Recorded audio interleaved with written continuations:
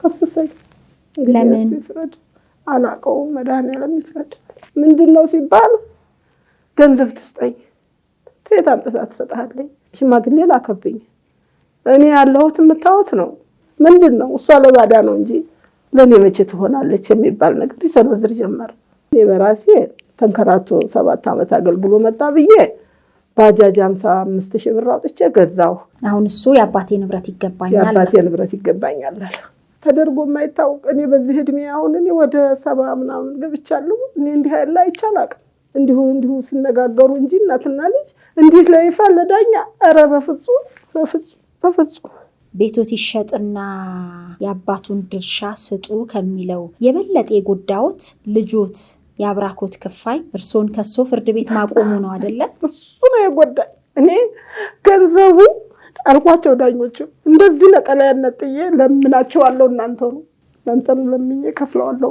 ወልጄው አሳድጌው ጡቴላት ብቻ በስመ አብ ክርስቲያን ሰዋል ይሄንን አክሱም ጽዮን ማርያም ትፍረድ ወደሷ ሲሄድ ነው እንግዲህ የወለዱት ልጆች ሌሎች ልጆችን ሰብስበው ተቀምጠው እሷ ለኔ አታደላም ለባዳ ነው ብለው የፍቅሩን ይሆን ፍቅር እንደውም ሰው እንኳን ወደዳት እናቴን እንኳን እኔም ዘመድ አገኘሁ ይላል እንጂ ሰው ሲጠጋ ሰው እንዴት ይጠላዋል ሰው ለምን ይጠላል ታለች ተሰጫዋለች ተሌለሽ የለሽም ፍቅር ነው ለሰው ልጅ ምግብ እኮ ፍቅር ነው ተጫረታ ተሸጦ ቤቴ ተመውጣ ሬሳዬ ከቤቴ ቢወጣ መርጣለሁ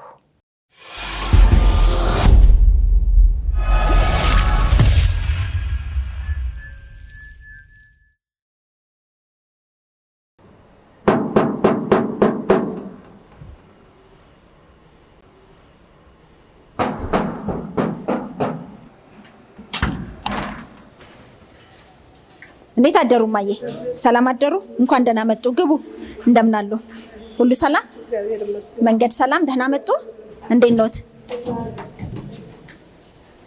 አይዞት እንግዲህ እሺ ከኛ ጋር ታሪኮትን ሊያጫውቱን ለመጫወት ነው የመጡት ችግር የለንም ተላወቁ አይዞት ሁሉ መልካም ይሆናል እግዚአብሔር ያውቃል እውነት ነው እግዚአብሔር አዋቂ ነው አይዞት አይዞት እንግዲህ ውድ ኢትዮ ኢንፎ ሚዲያ ተከታታዮች እንደምን አላችሁ ዛሬም ከሌላ ጉዳይ ጋር መልሰን ተገናኝተናል እኚህ እናት ከአዲስ አበባ 130 ኪሎ ሜትር ርቃ በምትገኘው በደብረ ብርሃን ከተማ የሚኖሩ ናቸው የወለዱ የከበዱ የሀገር ሽማግሌ የሚባሉ ትልቅ እናት አዛውንት ናቸው በልጃቸው ተከፍተው እዚህኛ ጋር መተዋል እንግዲህ በተለይ እሳቸው እንደነገሩን በኋላ ሙሉ ቆይታውን እንደምትከታተሉት ልጃቸው ከሷቸው ፍርድ ቤት ቆመዋል ከተፈረደባቸው ፍርድ ይልቅ ፍርድ ቤት መቆማቸው አሳምሟቸዋል የእናትነት አንጀታቸውን አኮማትሮታል አስከፍቷቸዋልና ከኚህ እናት ጋር ቆይታ ልናደርግ ነው እስከ ፍጻሜው እንድትከታተሉ በአክብሮት ነው የምንጠይቀው እማዬ በድጋሚ እንኳን ደህና መጡ ልበል እንለፍና ቆይታ እናደርጋለን እሺ እኔ እናት እሺ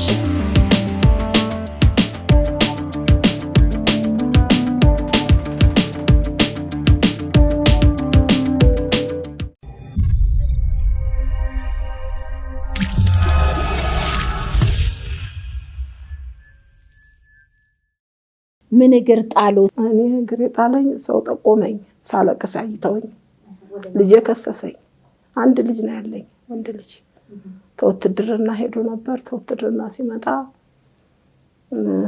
የእንጀራ ልጅ ሌላ ባለቤት ወልዶ ነው መጣችና ስትከሰኝ ቤቱን ሸጥኩ ዋናውን ቤት ሸጥኩ ያሊ ተወትድርና 7 አመት አገልግሎ ሲመጣ ለምን እንከራተት ብዬ ያለች ሌሎች ያኔ ቤት ርካሽ ነው 167,000 ብር ነው የሸጥኩት ትልቅ ቤት ነው አሁን 55 ብር ባጃጅ 55,000 ብር ባጃጅ ገዝቼ ሰጣሁት ስራ እየሰራህ ደግሞ ታክሲ ግዛ እንዲህ ያልክ ተሻሻል አልኩና ሰጣሁት እሺ ብሎ እየሰራ ያለ ድንገት ውራንዳ ተጠራሁ ብሎ ሄደ ምን ውራንዳ ለጦርነት ማለት ነው አስከባሪ ባለው እንጃ ሰላም አስከባሪ ሩዋንዳ ወሰዱት። ከዛ ወሰዱት። የቀበሌ ቤት ሰጥተውት ነበር። እሱን በቆርቆሮ አጥሬ ዙሪያውን 20 ቆርቆሮ ገዝቼ ዙሪያውን አጥሬ ጠበቅኩት። ተመልሶ ሲመጣ ተዛ አኮረፈኝ። ምን ሆኖ ነው ስል ምን አውቃለሁ አንቺ ጠባይ አንቺ ልጅ ጠባይ እናውቃለን። ምን ወታደር እንግዲህ ምን ይታወቃል አሉ። እኔም እንደ ድሮ ልጅ አልመሰለኝም፣ እሱም እንደ እናቱ አልመሰለውም። እያደር እየከፋ ሄደ። አሁን እንግዲህ ምንም ማድረግ አልችልም። እኔ ያን ቤት ሲሸጥ እሱ በአገርም የለ እዛው ውትድርና ነው ያለው። ሽራሮ የሚባል ሀገር ነው ያለው ነበር። አሁን ያችን ትንሽዬ ቤት ባህር ዛፍ ነበረው ግቢው። ያ ሲሸጥ የት ሬሳ ይወጣል ብዬ ሰራሁ። ራስ በራሱ ቻለልኝ። ጊዜውም ደህና ነው። ሌላ ቦታ ገዝተው ማለት ነው? ኧረ አልገዛሁም። በዛው ተቦታ የተረፈኝ ግቢ ማለት ነው። ቤቱ እንደዚህ ወደዛ ነው። ይችኛዋን የሰራኋትን ደግሞ ወደዚህ አደረኩና 3 ክፍል ዛኒጋባ ሰራሁና አንዷን መኝታ ቤት፣ አንዷን እንዲሁ እንግዳ መቀበያ፣ አንዷን ደግሞ እያከራየሁ ለመብራት ለውሃ ይሆነኛል ብዬ ይሄንን አበጃጅቼ ተቀመጠሁ።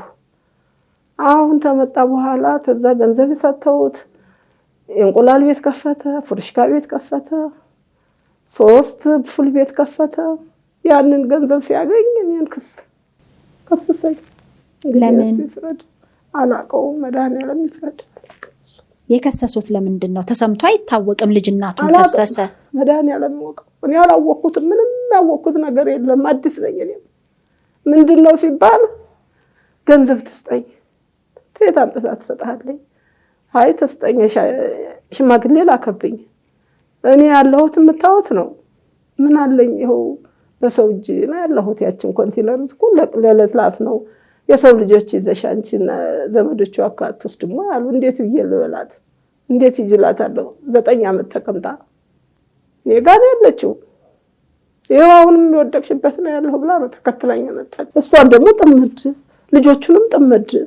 ምንድን ነው እሷ ለባዳ ነው እንጂ ለኔ መቼ ትሆናለች የሚባል ነገር ይሰነዝር ጀመር። ከዛ ተለታት አንድ ቀን ሽማግሌዎቹ ምን ምንም የለም የምሰጠው ነገር ለሱ ተሻሽሏል። አሁን ደህና ነው ይስራ። ሌላ ደግሞ ፈልጎ ሌላ ነገር ደግሞ ሌላ ንግድ ይክፈት። እኔ ምንም የለኝም ተኔ በኩል ብዬ መለስኳቸው። አሁን ከሰሰኝ። ሲከሰኝ በከፍተኛ ፍርድ ቤት ከሰሰኝ። ተቀበልኩ። መጥሪያ ሲሄድ የአባቱን ንብረት ለምንድን ነው የከለከልሽው አሉኝ። እንደ አባቱ አልሰራውም። አባቱ ተሞተ በኋላ ነው የሰራሁት። የአባቱን ቤትማ ተሸጦ መታ የእንጀራ ልጅ ሰጥቻለሁ ለሱም ደግሞ እኔ በራሴ ተንከራቶ 7 ዓመት አገልግሎ መጣ ብዬ ባጃጅ 55,000 ብር አውጥቼ ገዛሁ። እንግዲህ እናንተ አስቡት። የተሸጠው 137,000 ብር ነው። 137,000 ብር ነው የተሸጠው። ተላይ አንስቼ ገዝቼ ሰጥቼው ምን አርጊ ነው የምትሉኝ? እላቸው የአባቱን ንብረት ይገባዋል፣ ቤቱ ይሄ ሸጠሽ መክፈል አለብሽ አሉኝ። እኔ ልግባ መልስ የለም። ተዳኛ መልስ አላገኘሁም። ዳኞቹ ህፃኖች ናቸው። ነገሩንም አልበሉትም። እኔ ግን ለስላሴዎች ይፍረዱ ብዬ ትቼዋለሁ። አሁን እሱን ማንሳት እንኳን ያው ለእናንተ ላንሳው እንጂ ሰጥቻለሁ ለስላሴ። ለምን እኔ 6 ቤተሰብ ይዤ የትፍሰስ ብለው ነውሽ? ይሄው ውሳኔውንም ይዤዋለሁ። በሸጪ ሸጠሽ ታልሸጥ እንትን ተሰጠሽ ስጪ፣ ታልሰጠሽ ለጫራታ ወጥቶ ተጫራታ ተሻርቶ ይሸጥ የሚል ውሳኔ ወሰኑብኝ በከፍተኛ ፍርድ ቤት። እንደገና ደግሞ ጠቅላይ ፍርድ ቤት መጡ። ሐምሌ 1 ገቡ። ለነሱ ደግሞ አመለከትኩ። ባመለክት አይተነዋል ትክክለኛ ነው ብለው ፈረዱ። ይሁን እሺ። አሁን እሱ የአባቴ ንብረት ይገባኛል አለ። አባትየው አልሰራው ስፈራው የለ ተሞተ በኋላ ነው። ይሄን ቤት ተሸጥኩ ደግሞ የተፈሳለሁ ብዬ ነው የሰራሁት። ገና ሳልሸጥ ነው የሰራሁት። ያኔ ጊዜው ደህና ነው። ራስ በራሱ ነው። ባህር ዛፍ ነበረው። እሱም እየሸጥኩ ነው በባህር ዛፉ የሰራሁት። እንደ 30 ቆርቆሮ ነው። ይሄን ሁሉ የአባቴ ቤት ነው፣ የአባቴ ድርሻ ነው፣ የአባቴ ቦታ ነው ብሎ እዚህ ላይ ያደረሰኝ ፈጣሪ አምላክ እንግዲህ እሱ እንዳለ። እኔ በእውነት በተለይ እኔ አዲስ አበባ ሰው አይጨክንብኝም ብዬ አስቤ ስል አይ እንደዚህ ያለት ልጅ አለች ልጅ እንደዚህ በይና ሂጂና ይሄን ችግር ንገሪያት፣ እንደዚህ ነው ይሄ ነገር ሄደሽ ታዋየሻት እሷ ታስረዳሻለች ብሎ ሰው ነው ነገረኝ። አላውቅም ነበር እዚህ መሆኑ። እንግዲህ ያው የኛ ሚዲያ ነው፣ በተለያየ የዓለም ክፍል የሚገኙ ኢትዮጵያውያን ይመለከቱታል። ካላቸው ላይ ብቻ ሳይሆን ከሌላቸውም ላይ እየቀነሱ የሚረዱ ተመልካቾች ናቸው ያሉን። በእውነት የእርሶ ደግሞ በጣም በሚገርም ሁኔታ የሚገርም ነው። እንደው ተደርጎ የማይታወቅ እኔ በዚህ እድሜ አሁን እኔ ወደ 70 ምናምን ገብቻለሁ። እኔ እንዲህ ያለ አይቻላቅም። እርስ በርስ እዛው ሲወቃቀሱ እንዲሁ ሲነጋገሩ እንጂ እናትና ልጅ እንዲህ ለይፋ ለዳኛ ኧረ በፍጹም በፍጹም በፍጹም በፍጹም። በዚህ ቤቶት ይሸጥና የአባቱን ድርሻ ስጡ ከሚለው የበለጠ የጎዳዎት ልጆት የአብራኮት ክፋይ እርሶን ከሶ ፍርድ ቤት ማቆሙ ነው አይደለም? እሱ ነው የጎዳኝ። እኔ ገንዘቡ አልኳቸው ዳኞቹ እንደዚህ ነጠላ ያነጥዬ ለምናቸዋለሁ እናንተን ለምኜ ከፍለዋለሁ። ግን እዚህ አቁመኝ ወልጄው አሳድጌው ጡቴን አጥብቼ በስመ አብ ክርስቲያን ይሰራል። ይሄንን ያልሄድኩበት ቤተክርስቲያን የለም። አንደኛ ባጃጁን ስገዛለት እግዚአብሔር ግን አክሱም ጽዮን ማርያም ትፍረድ ወደ እሷ ሲሄድ ነው በእኔ ስም ይሁን ካርኔው አንተ ታባክናለህ ገንዘብ ብለው አይ አንቺ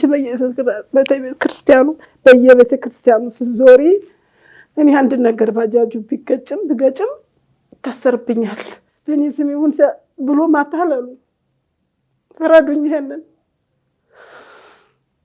እኔ ደግሞ ገንዘቡን እንዳያጠፋ ነው ይሄንን ማየት አባቴ ብዬ አስቤው ገንዘቡን እንዳያጠፋ ሰው እንዲሆን ነው እና እኔንም እንዲረዳኝ ነበር። ይሁን ለሱ ይመቸው።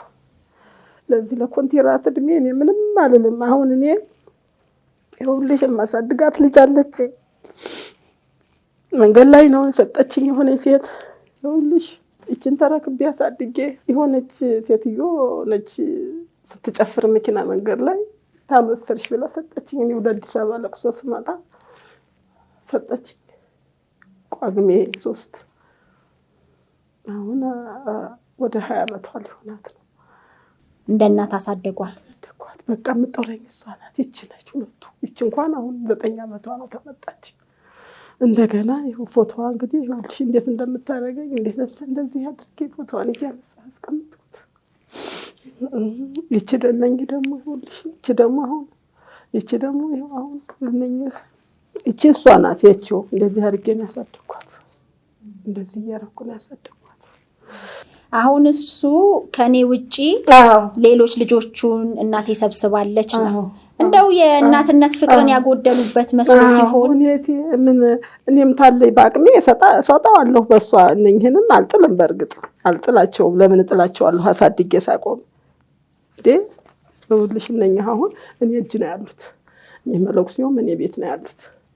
ትንሽዬ ቤት ሽንት ቤት ቀንሼ እንደዚህ ሽንት ቤቷን ደፈንኩና በሲሚንቶ እንደውም ሲሚንቶ መግዣ ጥቼ አንድ ከረጢት ሲሚንቶ ወሳቸው አምጥተው ይችን ሽንት ቤት ሰጥቻቸው እዛች ተቀመጡ። መለኩሴ ናቸው የገብርኤል እና የመድኃኔዓለም አገልጋይ። እነኝህ እንግዲህ እኔ ቤት ነው ያሉት። የማስተኛቸው ማደያ ነው። ፍረዱኝ እንግዲህ ይሄን ሐሰት ነው የሚለኝ ሰው ታለ እግዚአብሔር ይፈርድብኛል። ይቺ ትንሿ ነች መጨረሻዋ።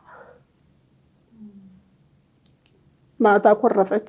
ልንሄድ ነው ስንላት አኩርፋ ሳታናግረኝ እንደተኛት ያጣው። ለምን የት ነው የምትሄጂው አለችኝ። ልብስ እገዛልሻለሁ አዲስ አበባ ነው። ለምን ጥለሽኝ ትሄጃለሽ? እንግዲያው እናቷ እሷ ናት። ግን እሷ ምንም አይመስሉም ልጆቹ። ማን ይሎታል የሚያሳድጓቸው ልጆች? እማዬ ነው። ሌላ ስም የለኝም። እማዬ መጣች። እማዬያቸው በር የሚከፍቱት እነሱ ናቸው። እማዬ መጣች። በሰጣቸውም ባሰጣቸውም የኔ እንትናቸው በጣም እንትን ነው። ይቺኛዋ ልጅ አሁን ይቺ ምንሽ አሁን ኮምፒውተር ትምህርት አስተምሪያት ያው እንዲሰማ ነው እሷም ትስማው። ኮምፒውተር ትምህርት አስተምሪያት አሁን 3 አመት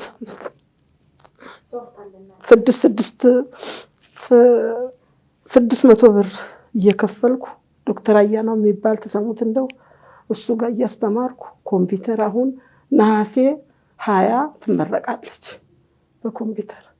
እንደገና ደግሞ አሁን ዩኒቨርሲቲ አርብ ቅዳሜ እሁድ ትማራለች 160 ብር እንትን 1060 ብር ከፍዬ 1600 ብር ከፍዬ 3 ቀን ትማራለች። ሁለተኛ መናኸሪያ አንድ ዘመድ ነበረ ድሮን ያስተምረው ተኔ ጋር ነበረ። ማየ ገንዘብ በሰጠው ያልቃልች ሌላ አስተምርልህ አለኝ አስተምርልኝ። ታንዱ ቢቀር ወላንዱ መኪና እየተማረች ነው መንጃ ፈቃድ ያስተማረልዎት እርሱ ያሳደጉት ተኔ ጋር የነበረ እሱ ነው። አሁን ገንዘብ ተመሰጠኝ እሷን አስተምርልኝ አልኩት። ይሄን ይመስላል እንግዲህ የወለዱት ልጆች ሌሎች ልጆችን ሰብስበው ተቀምጠው እሷ ለኔ አታደላም ለባዳ ነው ብለው የፍቅሩን ይሆን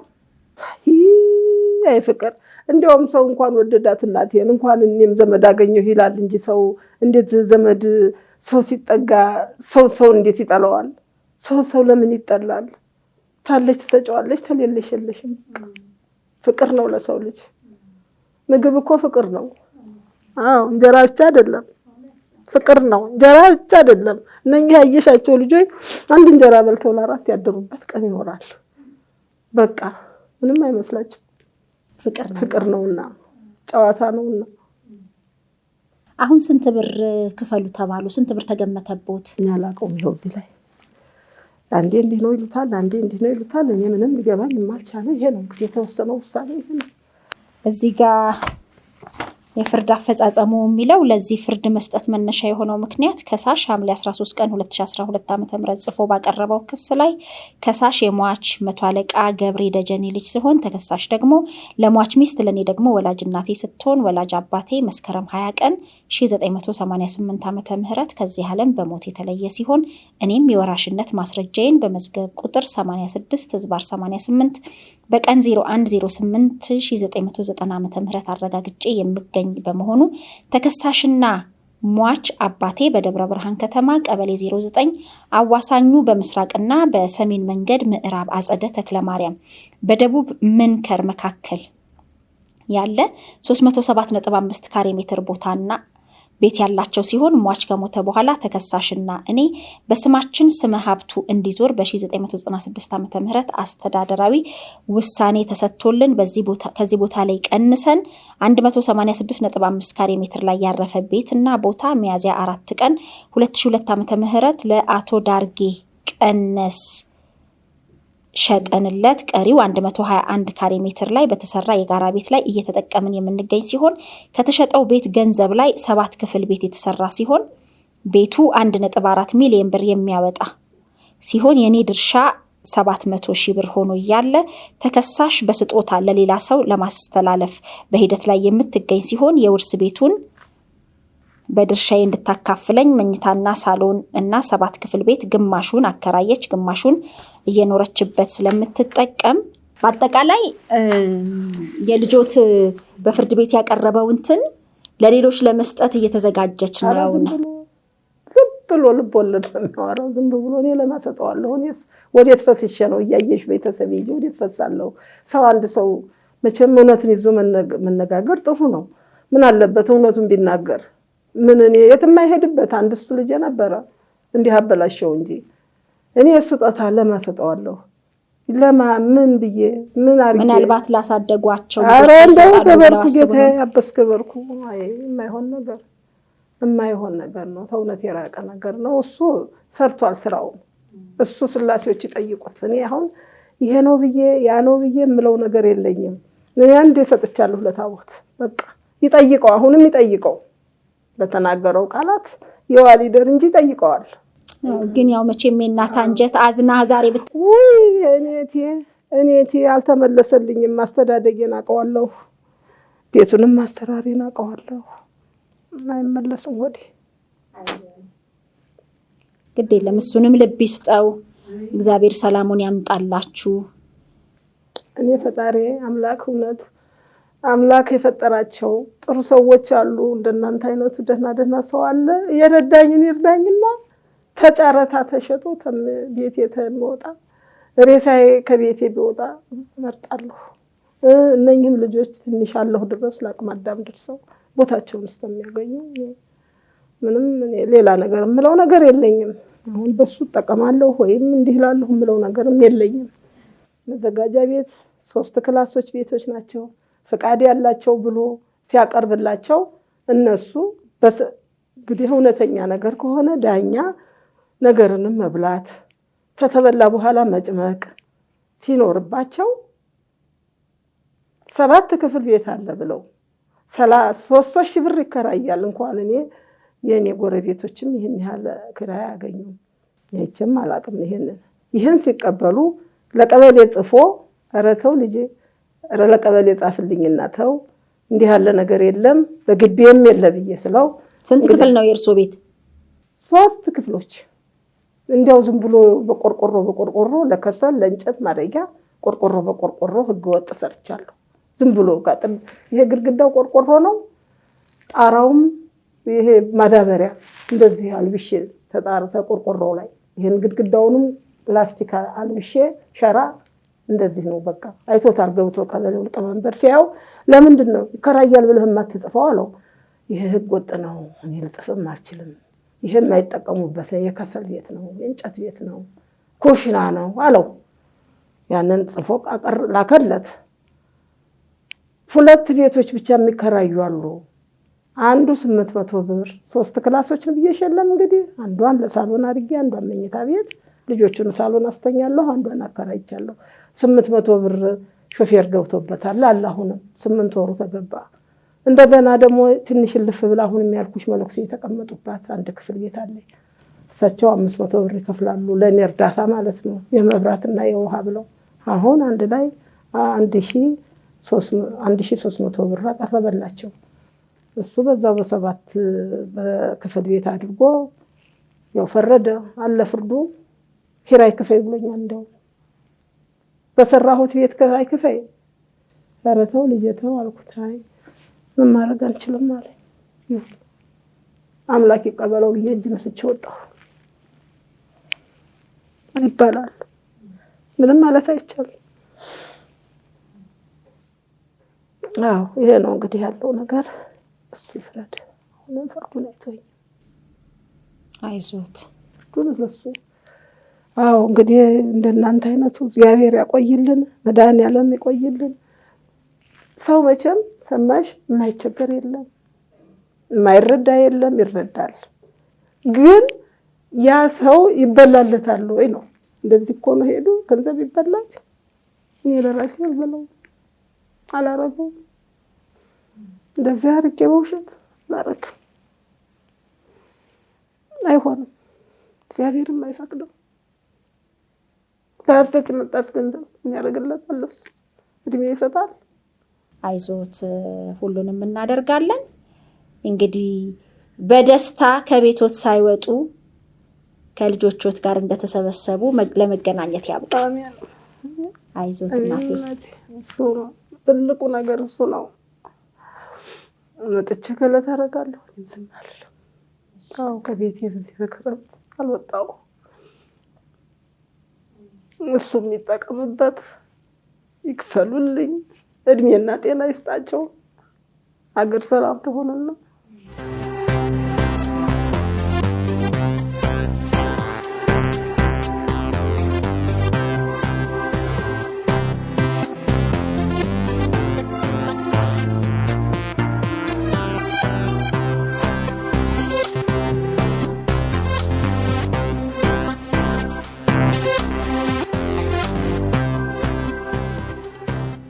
ኢትዮ ኢንፎ ሚዲያ የተለያዩ ማህበራዊ፣ ፖለቲካዊና ወቅታዊ ጉዳዮችን እያዘጋጀ ወደ እናንተ ያደርሳል። ሰብስክራይብ፣ ኮሜንት፣ ሼር በማድረግ ቤተሰቡን እናመሰግናለን።